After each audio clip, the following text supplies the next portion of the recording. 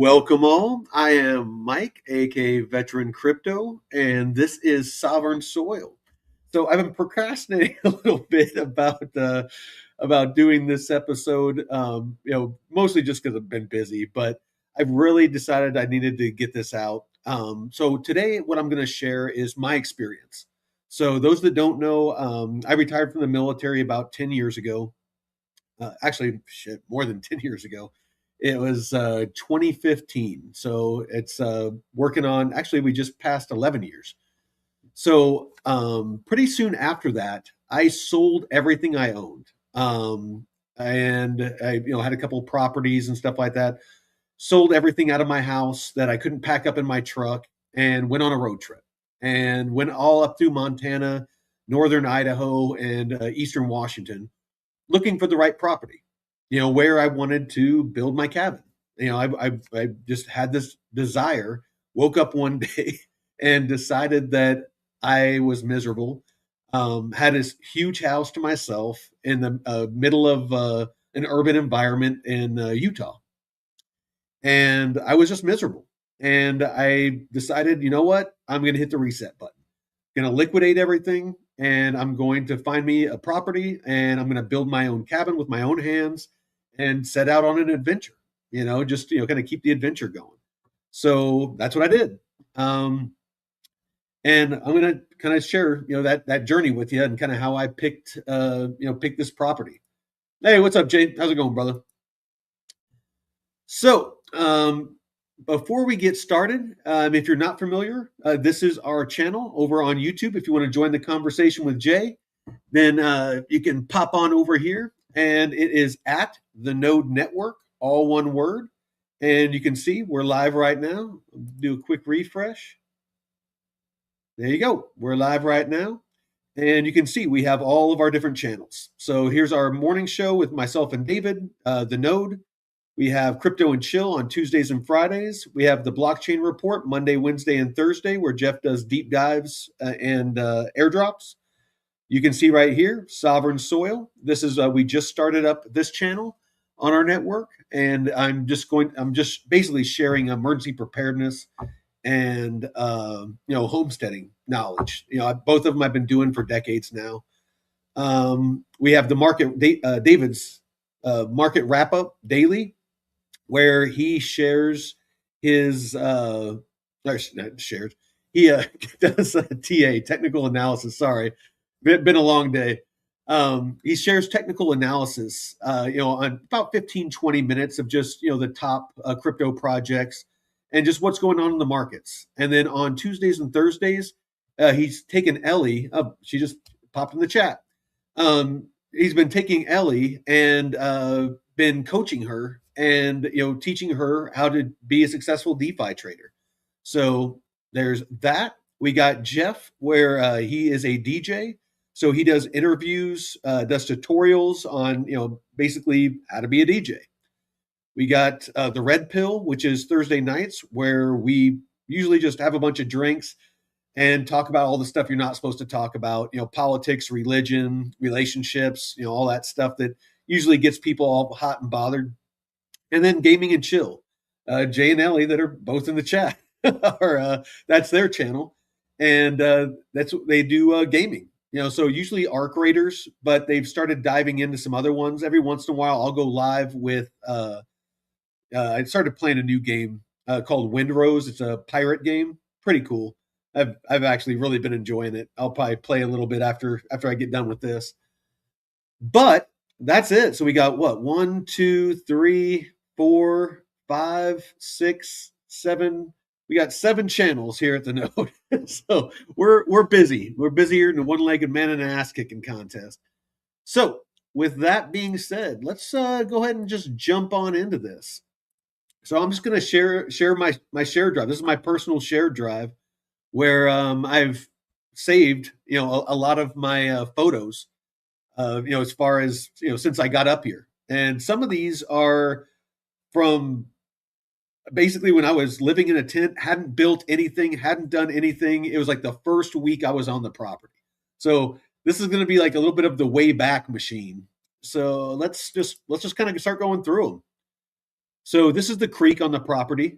You can see this is a little bit later because I built this little bridge out to the island. So I have this little island that yeah, it has like a couple little creeks that go around it, and then there's like the one big main creek. So there's like three of them. One goes through the middle of it. One kind of goes to the left and creates a bigger island, and then there's a smaller island because of the big creek that goes around. There's a creek over here that this bridge is going over.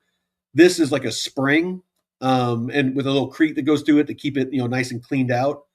And there's a spring that comes up out of this, and that's usually where I go down and cool off. Like if I'm doing a bunch of work throughout the day, I'll just go strip down, pop the boots off and all the clothes, jump in there, and just it's kind of like a little cold, not a cold plunge during the summer, but in the spring it is. But that's where I just kind of go and hang out. So it's kind of like a hot tub, but a cold tub. Um, and then this is the bigger creek here, and this the same thing. This is the bigger creek on the property. So I probably got, I'd say, a couple hundred yards of creek that go through the border of my property.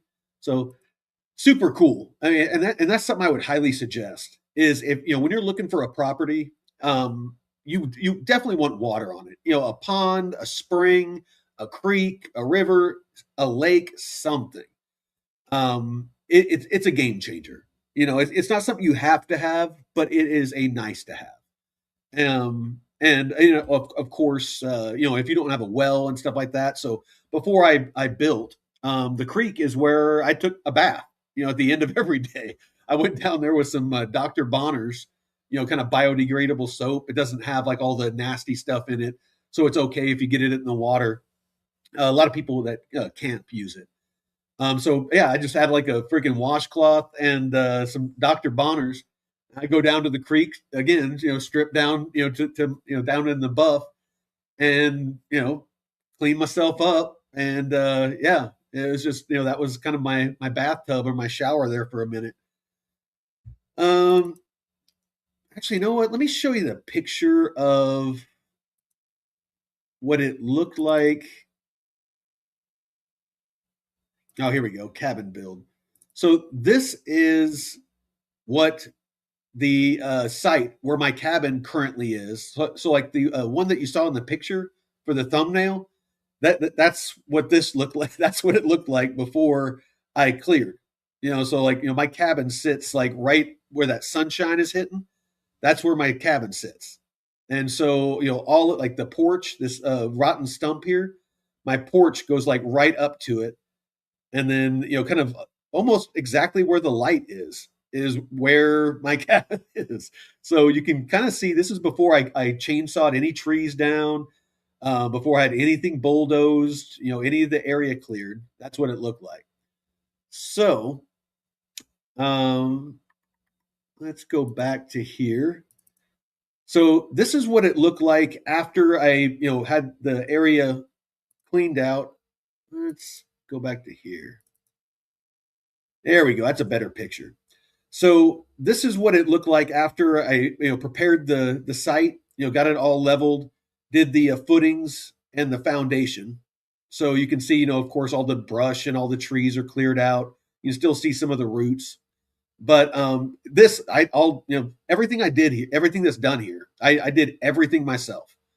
Every aspect of my cabin I built with my own two hands. Well, I take that back. The septic system I paid somebody to do, and the clearing, the bulldozing and stuff like that, I had somebody come in and do. But other than that, I did everything.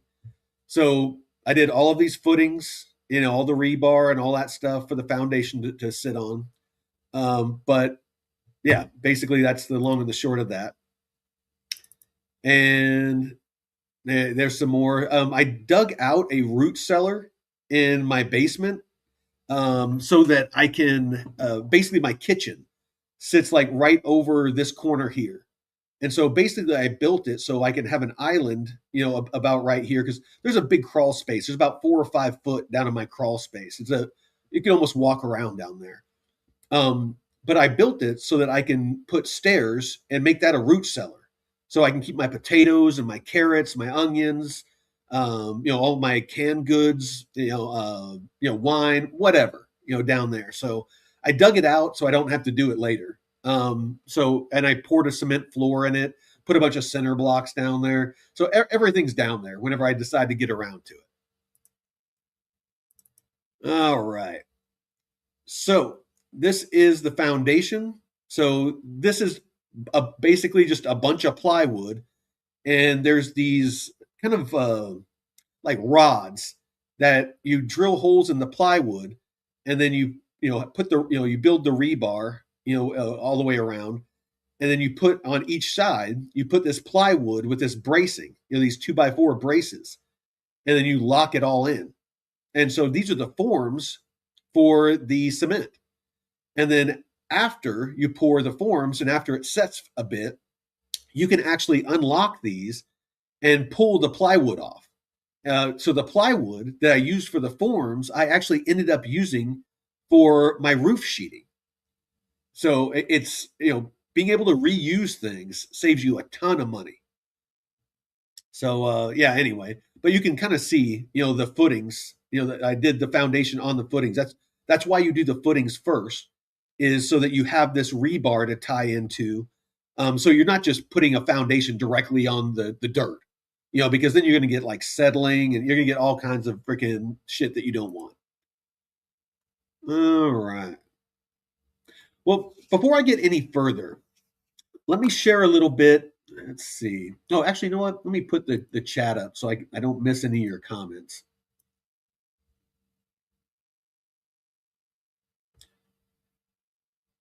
Yeah, no, it's yeah, there's plenty of plenty of digging to do. All right. So, how I picked the property. And I took like 3 or 4 different trips before I sold everything and bought a property. I looked all over, and I wanted to find a place that had a creek that went through it. Like I said, wanted to make sure, excuse me, first and foremost, I wanted to make sure I had water on the property. Some kind of creek, pond, lake, something. And I wanted it to be remote. I didn't. I wanted to be as far away as possible from a city or town, and especially a larger city. Um, but at the same time, I wanted it to not be too difficult to get to, because there's a lot of remote properties that, I mean, shit, there's some that you need a helicopter or an airplane, a bush plane to get to. And I didn't want that. And I didn't want to be so far off of a main road that I couldn't, that I would need some sort of, huge snowplow to, keep the driveway clear so that I could get in and out during the wintertime. So there's like a balance there. Accessibility was a big one. Water. And then, of course, I wanted to, because of easements. If you don't know what an easement is, it's basically where you have to let people through your property. You have to allow there to be a road that goes through your property so other people can get to their property. So I wanted to choose a place that was the end of an easement. So basically the end of the driveway. I didn't want people driving through my property all the time. There is absolutely no reason for anybody to be on my property. I'm the end of the road. So if somebody shows up on my property, they're either lost or they were invited. That's the only two options. They're not trying to get somewhere. And they have to go through my buddy's, not my neighbor. They have to go through his property. And actually, they have to go through two of my buddies' properties to get to mine. So, there's gates to go through, and there's a lot that somebody would have to accidentally do to get to my property. So again, nobody just shows up to my property.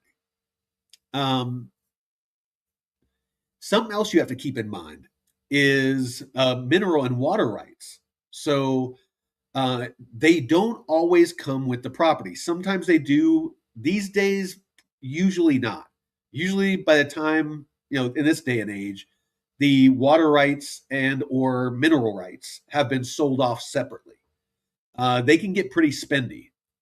So you need to make sure that you understand who owns the mineral rights and the water rights because it gives them certain rights on your property. So that's important to understand. What's something else you want to? A big one that almost bit me was the content of the soil. So I have a lot of clay on my property, and it's specifically called modeling clay.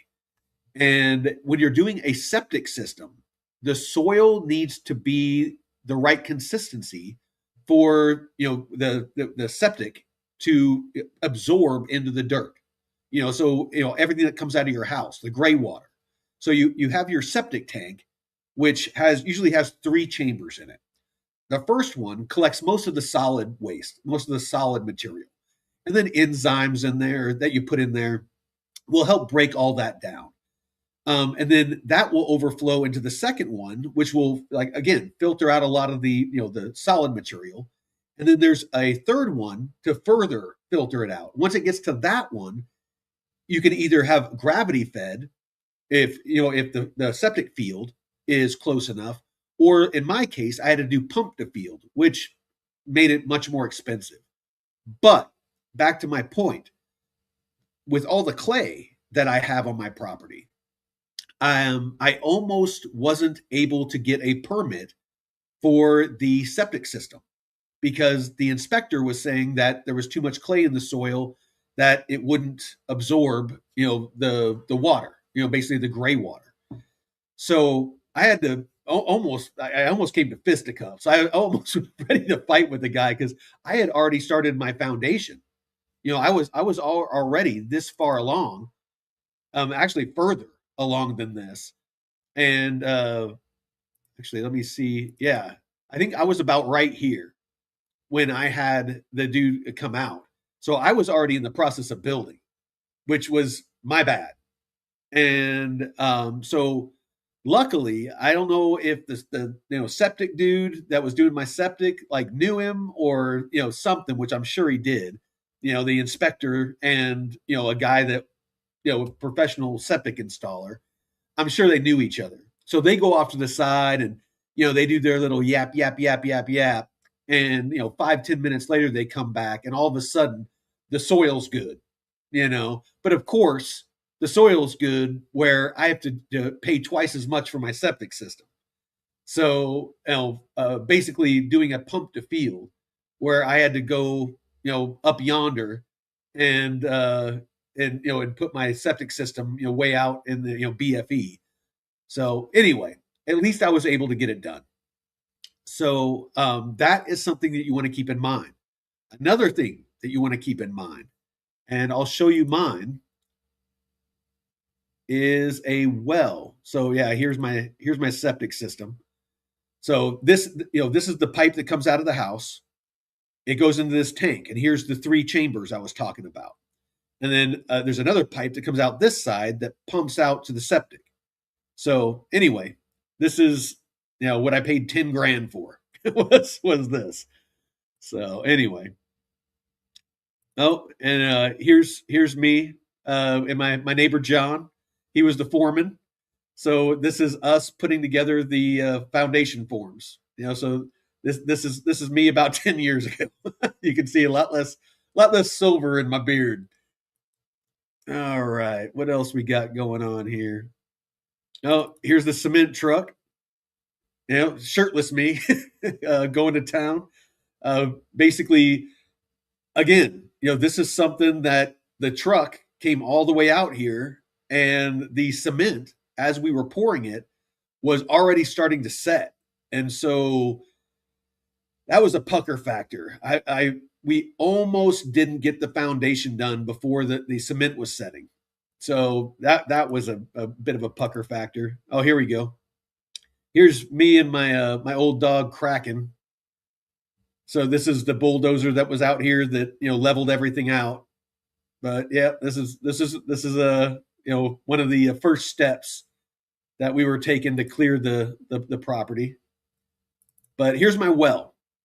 So This we excavated down as far as we could, and then I had to climb down in there, in in waist deep water and dig down further. So I was down there with a bucket and a shovel and had to dig all this out as much as I could to get it as deep as I could, and then used cement tiles, these big round cement tiles, and drop those down in there to create the cistern, and that's the well where I get oh, what permits? Yeah, so the only permits I needed was I needed a septic permit and I needed an electrical permit. So well, and I needed a well permit, but those are the only permits that I needed. Other than that, I didn't have to give any inspections. I didn't have to get my foundation inspected, my framing inspected, my roof, nothing. So just septic, power, and well. So that's one of the reasons I picked where I picked was I wanted to do what's called an owner builder permit. So it cut down the costs immensely. So my entire 20-acre property and my cabin, I'm probably about $140,000 is all I spent, and the property itself was 80. So I spent a total of maybe $50,000 on my house because I did all the labor myself. So, a lot of people say that you can't afford a home these days. You can.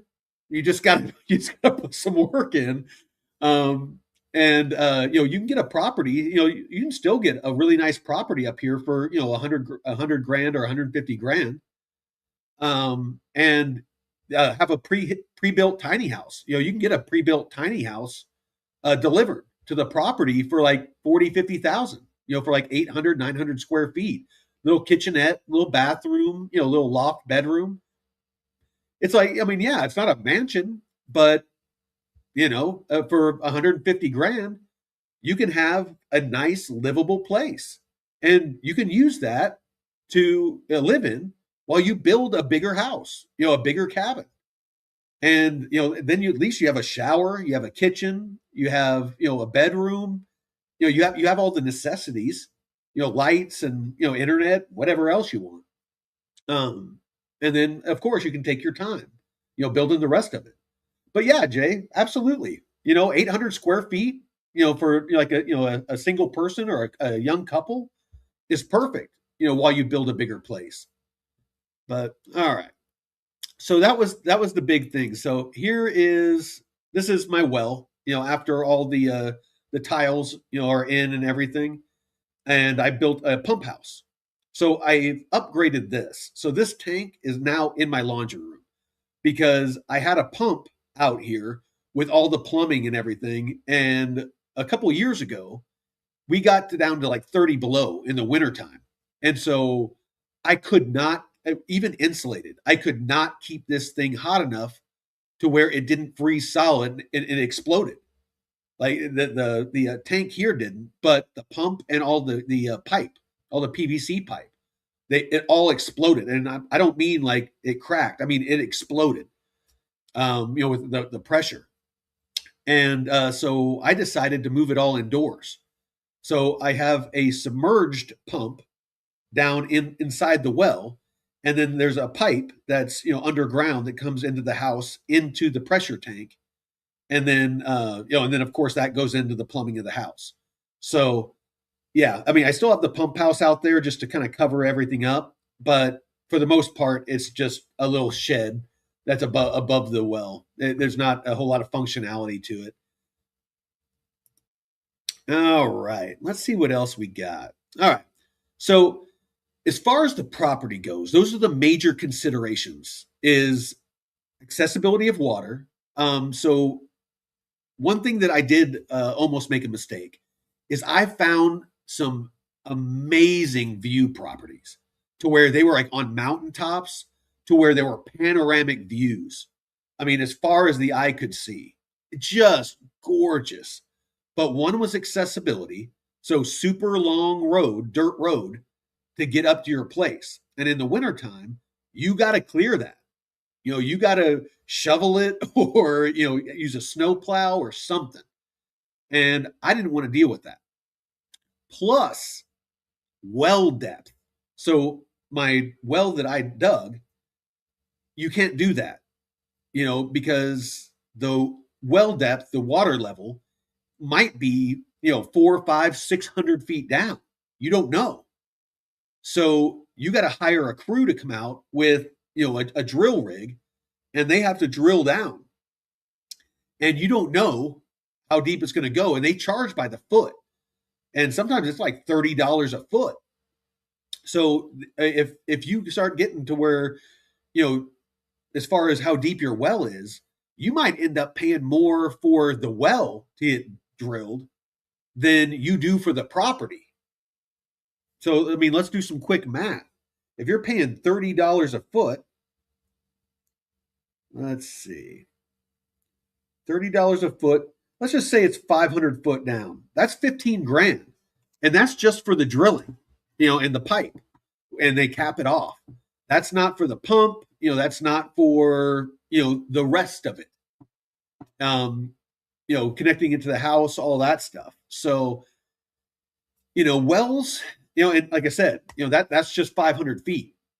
You might go 600 feet or more. So things to keep in mind, don't just find what you think is your dream property and, and just, buy it. And then all of a sudden, and you have a budget of 50,000 for your little tiny house, and you don't have any money left over. And all of a sudden you're like, oh shit, I don't got water. I need water now. So, all these things are stuff to keep in mind. All right. So let's go through the build a little bit more. So I left off here. So this is, obviously the foundation. And, I put in the vents. So, you don't want condensation and, moisture to build down here. Because if it does, you're going to start getting mold and, rot and stuff like that. So this was the next stage. This was the subfloor. So this is, exactly what it sounds like.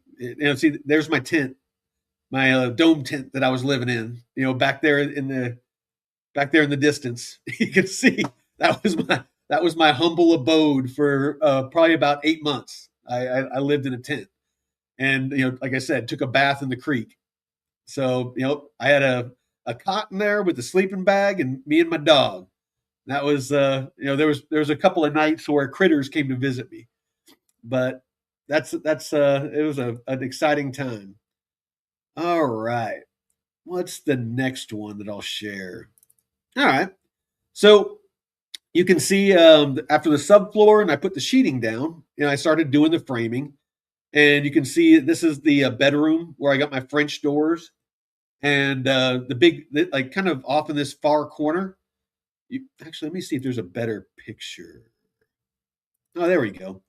So these two big windows here, this is where I'm sitting looking out. So when I'm always talking about I'm looking out and like, watching the deer and stuff like that, I'm basically looking out both these windows. And you can see the French doors there and the front door.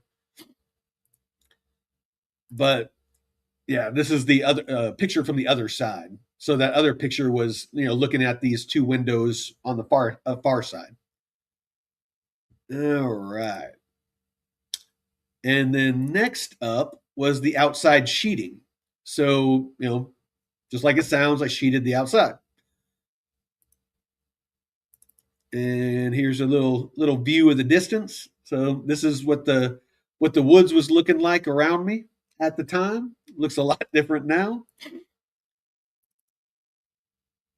That's the view out the master bath window.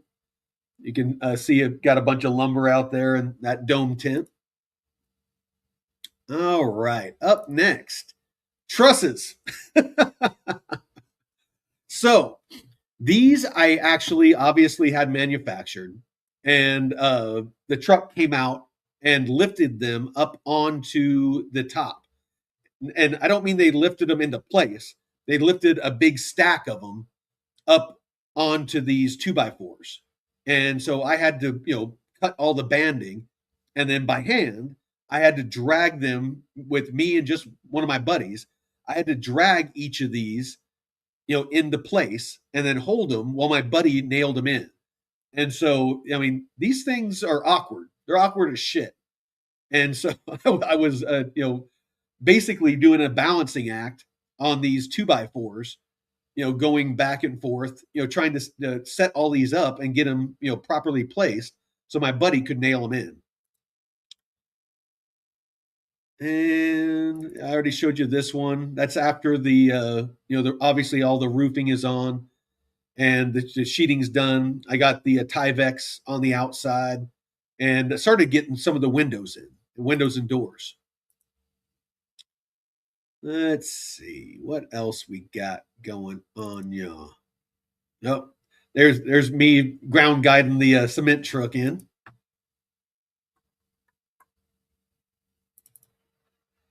So this is a little further along. You can see this is the wraparound porch that I got, and so these are pretty much all of this wood. Out here on the porch. Now the main structure, the uh, the the structure itself is manufactured wood, not manufactured wood, but what's the term that they use? Oh yeah, no, dude, I'll tell you, I've had this has been an adventure. I've loved every minute of it.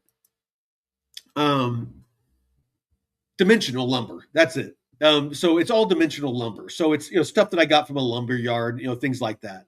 Now the outside, the porch, all of the siding and all of the wood that you see inside, like here behind me and the floors, are all wood that I got from either my property or a friend's property.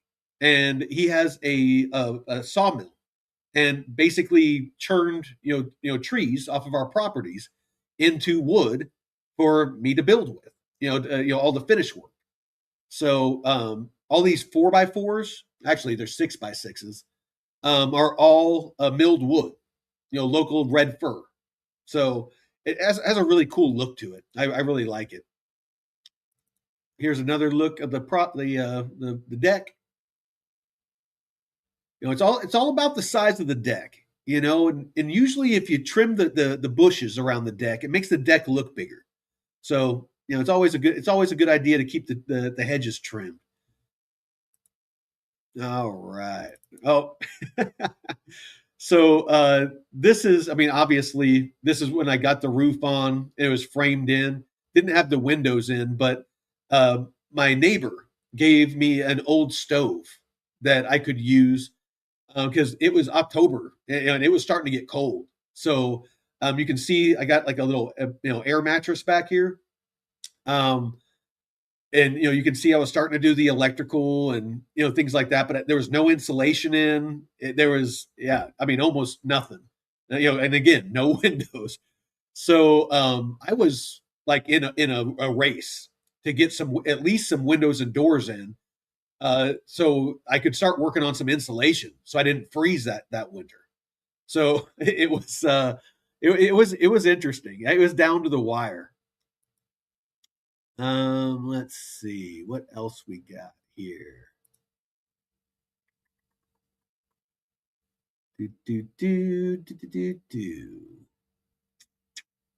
Oh, this is just some of the pictures from when I did a wildfire up here a couple of years ago. I was on a wildfire crew, and it was a fun experience too. But yeah, just going through, after the, trying to put out the fire and this guy in a bulldozer, they go through and basically bulldoze fire lines to try to contain. So yeah, good times, good times.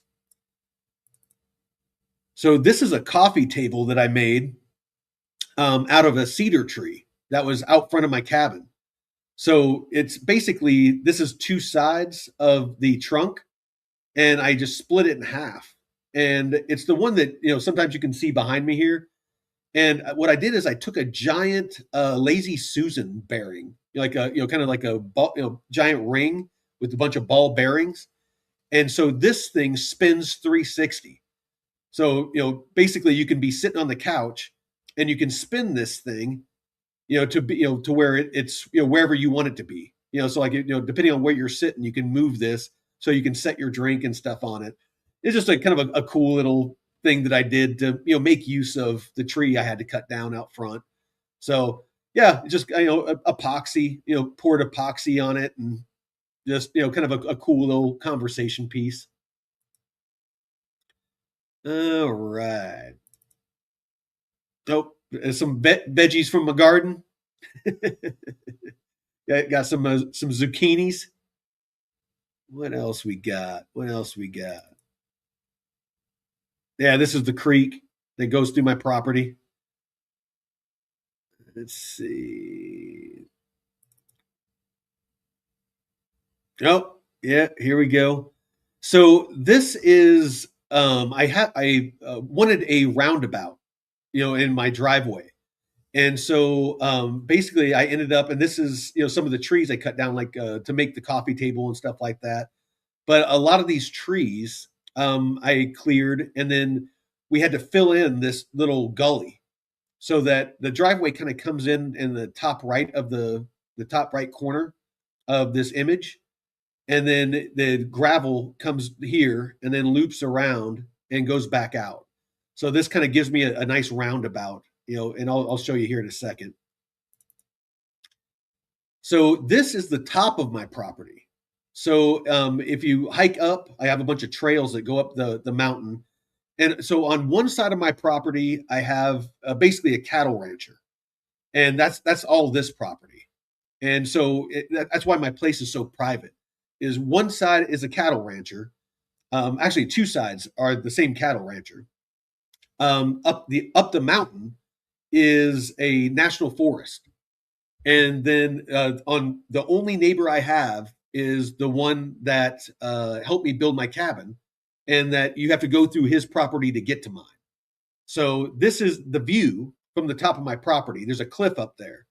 And so sometimes I'll go up there and, just to drink a beer, and like the sun goes down over here. So I just go up there and sip a beer and watch the sun go down sometimes.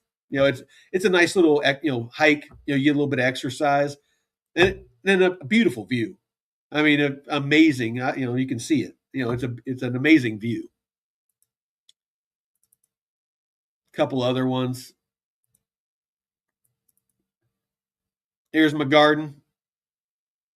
So, I got, some planter boxes and stuff like that, and, got it all fenced off so all the critters can't get to it. Another picture of the creek. This is the island down there. Let's see. There's a picture of the cabin through the woods. It's freaking so beautiful up here. I freaking love it. And then there's the cabin during the wintertime. See, and this is my four-wheeler. I got a little snow plow on it. That's how I keep the driveway clear. But this is what it looks like in the wintertime. All right. Oh, and then here's my other project. I'm restoring an old Airstream. So this is the one I was telling Jay. This is the one I was telling you and David and Jeff about, where I got a couple of beds in there, and I got some new floors in there, and some stuff like that. But it looks a lot different than this. This was like early on when I was first messing with it. There's me sanding.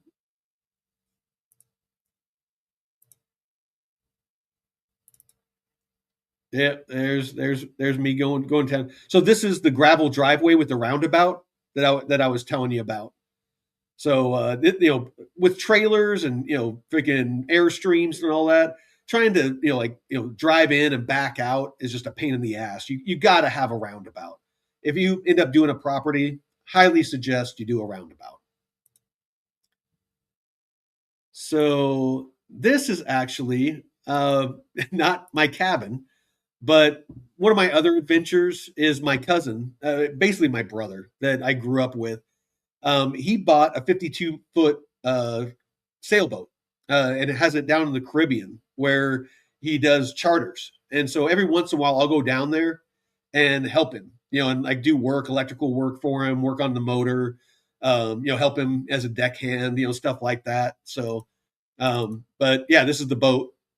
So this is when I had to go up the mast and repair some electrical, the lights, the navigation lights up on the mast. I had to go up there and do some work. You can see him all the way down there, basically, hoisting me up and down so that I can do the work. There's a picture of me, my cousin Dave, and one of his buddies down there on the boat. There's a freaking beautiful sunset that just we were out. We actually did a trip in between a couple of islands from Antigua to, I believe it was Montserrat that we went to, and Saint Kitts, and a couple of different islands. But yeah, basically we were just in the open ocean, freaking sailing from island to island. Took turns. I took the night shift. I really enjoyed being up at night and just with no light pollution, and no pollution, just freaking crystal clear skies, the stars that you can see, the Milky Way and the stars that you can see is just insane. And I had never seen anything like it before. It was just freaking beautiful. Um, yeah, here's another sunset. I like to take pictures of my feet in the different places I go. That's kind of my thing. So this is the inside of the Airstream, Jay. So this is pretty much what it looks like now. And I got the one bed back here, and then there's one in the nose as well. So like I said, it's cleaned up and all that. Because I went through and I repainted and did a bunch of stuff in there. So it's I need to put some cabinets in, and so there's a little kitchenette and things, and I might get that done before you guys come. But at least you'll have a nice a nice place to crash out and have your own little private space. So this is the highest mountain in eastern Washington. So I drove over there and hiked up. It's called Abercrombie. Super super cool hike. So I go up there. There is a bunch of huckleberries. So that's why I do a lot of my huckleberry hunting. Is I'll just hike up there, and they're all along the trails. So I'll just as I hike, just fill bags and then take them home and freeze them, and then I use them all throughout the off season, because huckleberries you can't buy at the store. Well, I mean you can buy them at the store, but they're not commercial. You can't. There's no such thing as a huckleberry farm because you can't plant them and cultivate them. They just grow where they want to grow, and it's kind of hard to explain, but nobody's been able to figure out how to commercialize them. So they're super rare. They go for like $50 to $100 for a gallon, a gallon jug of them. It's kind of spendy. So it's kind of a nice treat, to be able to have like huckleberry pancakes and huckleberry syrup and things like that. So anyway, what else we got? One of the trails here on the property. So last year I got really into mycology, and so I went around my property and just snapped pictures, with my phone. Just like got real up, super close, and just took all these cool little pictures of different mushrooms. But yeah, just so I don't know. I nerded out, got into mycology for a minute. So here's me doing burn piles. So as you clear the property, you got to get rid of the branches and all that stuff some ways. So basically, just you got to do burn piles. Here's my master bath. This is my deep soaker cast clawfoot tub. So this is a whenever I just want to soak. I got a shower too, but whenever I just want to soak, I can just fill this thing up, and it's all the way up to my neck, and I can just lounge in there. I got a little tray that goes across, and I can smoke a cigar and drink a whiskey and freaking scroll my phone, do whatever. So just because you live out in the middle of nowhere doesn't mean you can't pamper yourself. So this is my closet. So the you walk through the master bath. So this is my closet, but you can see I built out little cubbies, got little baskets in there, but all of this wood, the floors, all of this wood, all the walls, the ceiling, that's all that milled lumber that from here off the property. So these are all trees, off of my property. So, but yeah, nice big walk-in closet. Of course, I got my gun safe. Gotta have the gun safe. Here's the living room. So a little bit different setup now. I'm sitting in this corner. This is where my little setup, so I can look out these windows. But this couch is the one that's behind me. It's just basically I just rotated it. And then this chair's in the same spot. The TV, basically you're looking at this wall. This wall where the cat tower is. That's gone now, but that's where the TV's at. So that's what you're looking at behind me here. But yep, that's the living room. Hey, what's up, Nick? All right, this is my neighbor's place. So this is the community garden, that we kind of do together. But yeah, this is his cabin next door. Here's the cliff, up there on the mountain where I was talking about before. But this is my nephews and my brother Taylor that you see on the show. They come up here quite a bit and visit. But yeah, we all hiked up there and snapped a couple pictures. This is up on Abercrombie again. You can see there was still snow. They all came to visit. This was their first visit. There's Jeff. Sometimes he's on the show too, and one of his other buddies. But they came up. We went out kayaking and all the stuff that I'm going to take. Jay and if Ellie shows up and Jeff and David, all the stuff that that we went and did with them. We're going to be doing.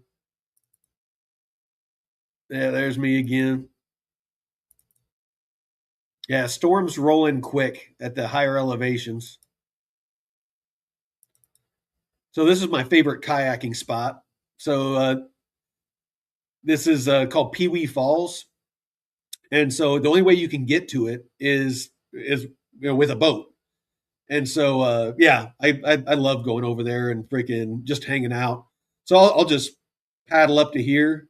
Freaking got a cooler, just pop out a beer, or a freaking White Claw or whatever, and just chill, and like other people show up and stuff like that, but just super cool place to chill.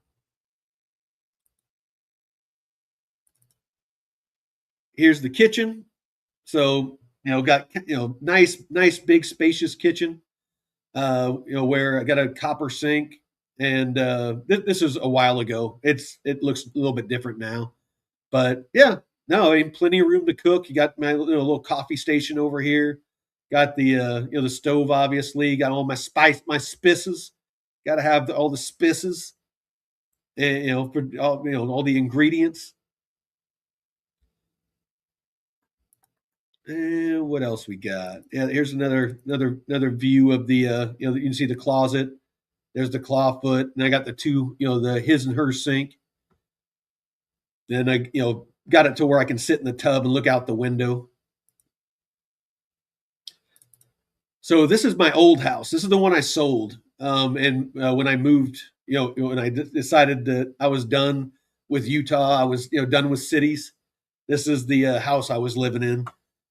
But yeah, it's insane. I had this thing built for $274,000. The thing is going for almost $1 million now. It's just insane what the property values have done down there. Oh, here's one of the cars I flipped in California. I flipped classic cars for a while. That's how I came up with a bunch of money.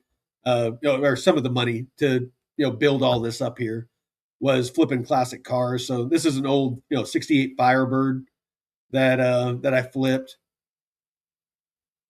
There's a couple other ones actually. Here's a Mustang that I flipped.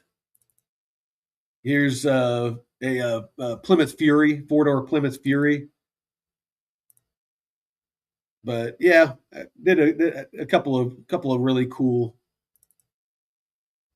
So yeah, here's the outside of the cabin. This is what it looks like now. But yeah, super fun experience. Oh yeah, here's a mountain lion that we had to take down. So yeah, these things are no joke. These little mirrors, like Ellie says, murder mittens. You don't want them to lay these murder mittens on you. Because bad things happen. There's me at the helm on the sailboat.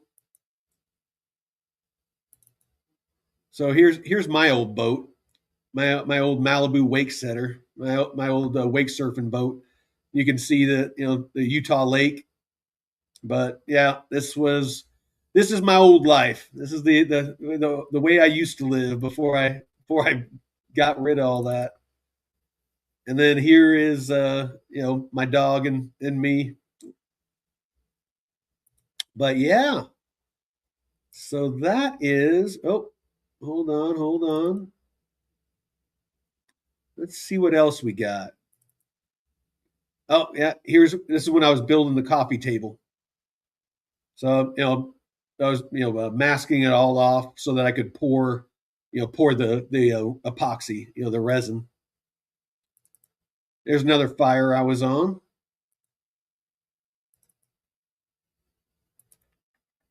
What else we got? What else we got? There's the driveway in the wintertime.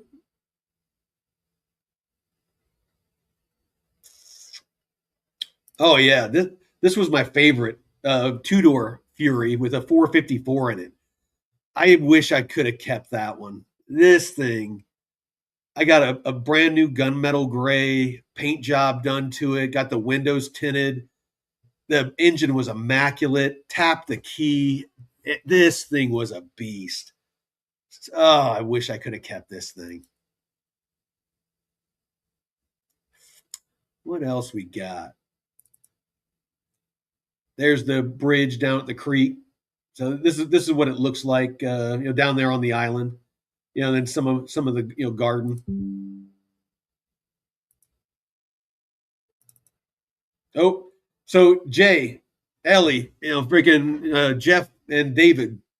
This is where I was talking about going cliff diving. This is just one of the spots. There's some higher up ones, but this is the little baby jump that you can do.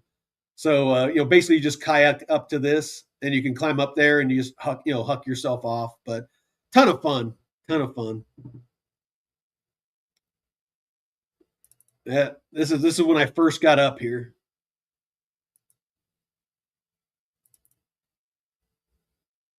No, this is that's the bridge that they're building. Hey, here's a couple of. This is the river where you can go cliff diving. There's the falls, and then if you go further up, is where you can do all the cliff diving. But just gorgeous, freaking beautiful. What else we got? What else we got? Yeah, me and my crew fighting the fires. I think that is about it. But yeah, to kind of recap, that's the important things to keep in mind when you're looking for a property is make sure that because you're going to have to do a septic, make sure that you have it contingent on that you can get a septic permit, or if it currently has a septic system already installed, bonus, and a well. So if you can find a property that already has a septic permit, a well, and if you can find one that already has power, a power pole or a power post run to it, an RV hookup, then you're golden. But those are the three things that I would be very, very sure that you have dialed in. Is that you can get a septic system, that you have accessibility to a well, that you're not at such a high elevation above the water table that you're not going to have to spend tens of thousands of dollars to drill a well. So septic, well, and accessibility and electric. So if you're too far from the closest power, you might end up paying a fortune. Like I had to pay 10 grand just to run it power from my neighbor's property onto mine. So that's another thing to keep in mind. So if possible, you want to find a property that already has power, a well, and septic on it, optimally. But not necessary, but make sure that you take that into consideration when you're looking at the price.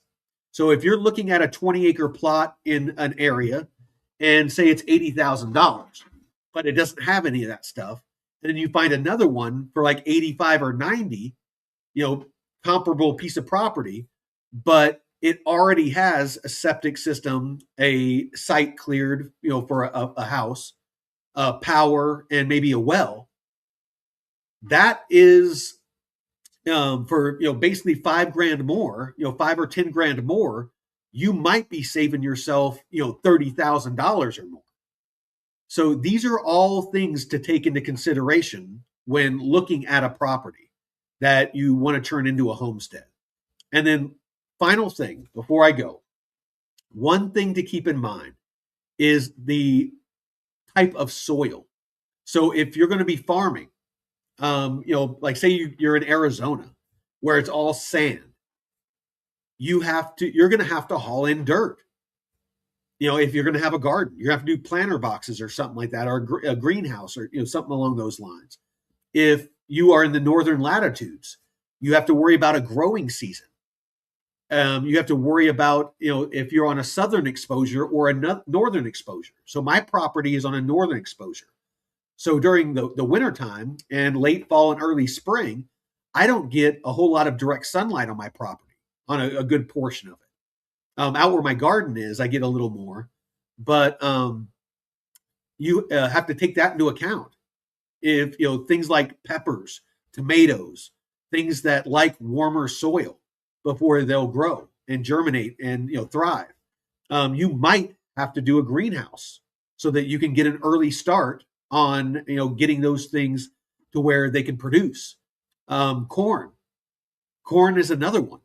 They have a saying called "knee high by the 4th of July." If your corn isn't already that high, it's probably not going to finish. And in northern latitudes, your growing season is shorter. So that's another thing to keep in mind. So there's a lot of factors to take in when you are looking at a property. And it's really why I'm seriously contemplating, kind of like David has a coaching system for DeFi. I'm thinking about doing a coaching system for homesteading and emergency preparedness, to where I can, help people, through this process, because there's a lot of minds to navigate when it comes to, picking the right place, depending on what you're wanting to do. So anyway, that's about it. Let's see what the chat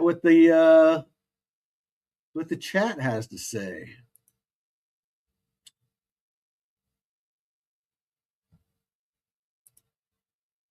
Just no mountain lions? Yeah. All right.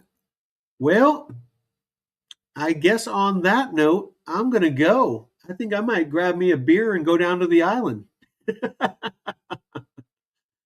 Actually, yeah, I'm gonna grab me a beer and go down here. Let's see. Yeah, there you go. there's me down on the island. You can see this. This is the big creek. Here's one of the small creeks, and then there's another one over here. So so yeah. Now I think I'm going to go down here, kick my feet up in the sun, sip a beer. Nick, have a good night. You have a good night too, brother. Oh yeah, David. Yeah, having a mentor to show you the ropes is a thing for sure. You know, David's been a great mentor to me. You know, when it comes to DeFi and crypto, you know, he's been teaching me a ton. Just doing the show, you know, just doing the show with him. You know, not even one-on-one coaching or anything. You know, just hosting the show with him. You know, just the information that he puts out. I've learned more since me and David and Jeff started the Node Network than I probably learned, in the year and a half when I was, basically trying to teach myself. So yeah, it's been great, and I'm excited to see where all this is going. You know, all this that we're building. You know the with the website and all the AI tools that David's fine tuning right now. I think he's pretty much got the social media dialed in. You know, me and him before I went live here, we got all the socials connected to it. So that should really help us take off. The newsletter is about to go live. There's just so much going on, here at the Node Network. I mean, I just can't put it into words. But thank you all of you out there that watch. You're what really makes this all possible. In the chat, and those of you that support the channel. So Ellie, Jay, Nick, Zip, all of you that show up in the chat all the time. I can't thank you enough. You make us want to show up every day. So no, absolutely, man. I mean, and I'll be sharing more. I just kind of, there's a lot more to share. Like I said, want to just try to progress into it. Show you kind of the beginning, and then of course, Jay even talked about if he ends up moving up here, we'll start doing recordings of just us doing improvements on the property. If building a garden, if if we want to add an extra greenhouse, whatever. So clearing, going and getting firewood. There's a lot of things that you got to do on a homestead because the power goes out up here quite a bit. In the wintertime, sometimes trees go down, and there's been times it's been like a day or two before the power comes back on. So I'll take all the stuff out of the fridge, go stick it in a box in the snow, and without electricity. I mean, I got my propane heater, wall heater, but I have an emergency 5-6 cord of wood, basically truckloads, but cord of wood, so that I, no matter what, have wood to keep my cabin warm in the wintertime. So you got to have redundancies, power backups, water backups, heat, backups. It's, you got to have, it's redundancy is key up here. You got to have, flashlights, and I got a bunch of light bulbs that I have screwed in, like in my pantry, my laundry room, that they have a battery backup in them to where if the lights go out, at least I have some kind of light so I can see and, find a flashlight and get myself situated, maybe light some lanterns and candles and stuff like that. And, pop some wine and, just sit back and relax. But thinking about getting a UPS, a battery backup for my Starlink, because then, even with the power out, I'd still have internet. So anyway, that's just me thinking out loud. But anyway, I think I'm gonna go have a beer on the island and get some sunshine, and then get back to work growing the channel. So again, appreciate y'all. Until next time, Veteran Crypto out.